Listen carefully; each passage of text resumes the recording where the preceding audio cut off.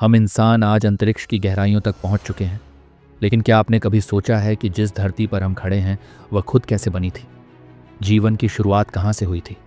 क्या यह सब अचानक हो गया, या इसके पीछे अरबों सालों का संघर्ष और रहस्य छिपा है? इस सवाल का जवाब जानने के लिए हमें आज से करीब 4.6 अरब साल पीछे जाना होगा। उस समय में जब ब्रह्मांड की एक कोने में धूल, गैस और चट्टानों का एक विशाल तूफान चल रहा था, और इन्हीं टुकड़ों से धीरे धीरे एक विशाल गोल आकृति बनी जिसे आज हम पृथ्वी के नाम से जानते हैं।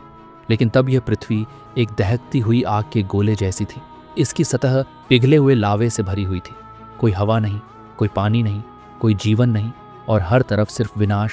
ऊपर से लगातार उल्काओं और धूमकेतुओं की बारिश हो रही थी, मानो अंतरिक्ष खुद इस नवजात ग्रह को तबाह करने पर तुला हो। लेकिन यह हमला सिर्फ विनाश नहीं ला रहा था, ये उल्काएं अपने साथ बर्फ के क्रिस्टल्स और खनिज भी ला रही थीं, जिनसे धरती पर समुद्र बनने लगे। धीरे धीरे सतह ठंडी हुई और एक पतली ठोस परत बन गई जिसे हम पृथ्वी का क्रस्ट कहते हैं।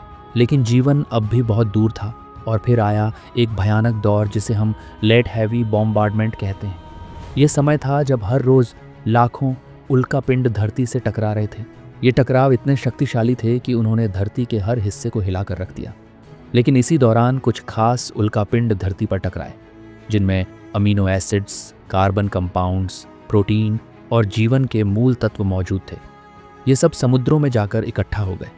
समुद्र की गहराई में कुछ जगह थीं जहां ज़मीन के नीचे से गर्मी निकल रही थी, जिन्हें हम हाइड्रोथर्मल वेंट्स कहते हैं। और इन्हीं वेंट्स के पास इन सभी रसायनों ने मिलकर जीवन का पहला बीज बो दिया। किसी चमत्कार की तरह पहली एक कोशिकीय जीव की उत्पत्ति हुई, एक साधारण सा बैक्टीरिया।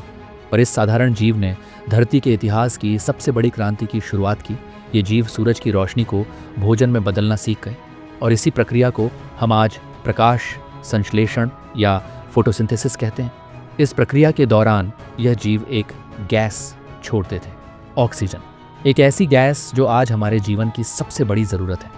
लेकिन उस समय यह धरती के लिए नया था।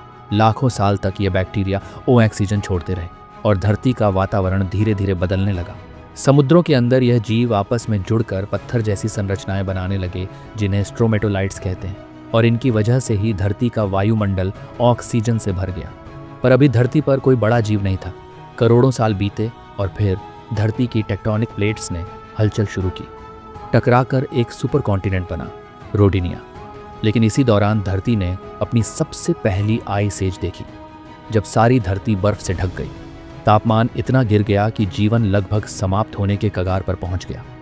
लेकिन ज्वालामुखियों ने वातावरण में फिर से कार्बन डाइऑक्साइड बढ़ाया, जिससे तापमान फिर से बढ़ा, बर्फ पिघली और जीवन फिर से सक्रिय हो गया। समुद्र में अब कुछ खास जीव बनने लगे, मल्टी सेल्यूलर यानी कई कोशिकाओं वाले जीव, जिनमें से कुछ जीव इतने विकसित हुए कि उनके शरीर में पहली बार रीढ़ की हड्डी दिखाई दी, जैसे पिकाया। ये बहुत ही छोटा जीव था, लेकिन इसी ने वह आधार रखा जिससे आगे चलकर मछलियाँ, मेंढक, सरीसृप, पक्षी और इंसान तक विकसित होने वाले थे।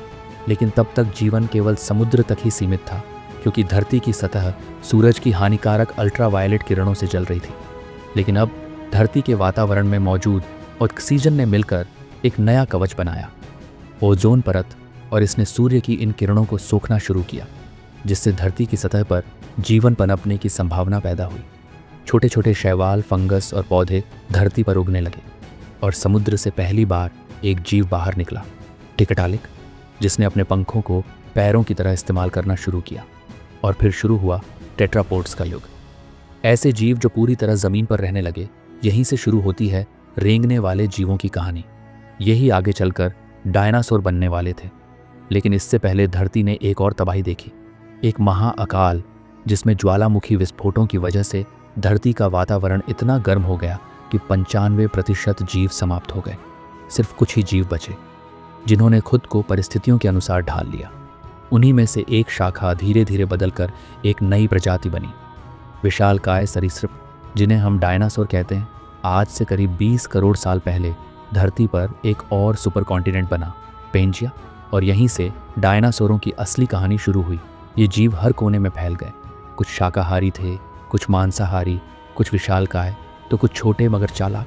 इन्होंने धरती पर करीब 11 करोड़ साल तक राज किया।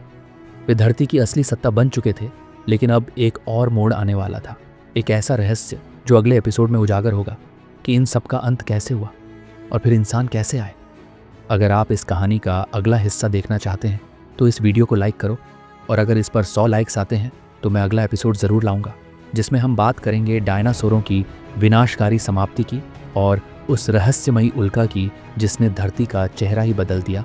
तब तक के लिए चैनल को सब्सक्राइब कर लो और नोटिफिकेशन बेल दबा दो, क्योंकि अगली कहानी और भी ज़्यादा रहस्यमयी और रोमांचक होने वाली है।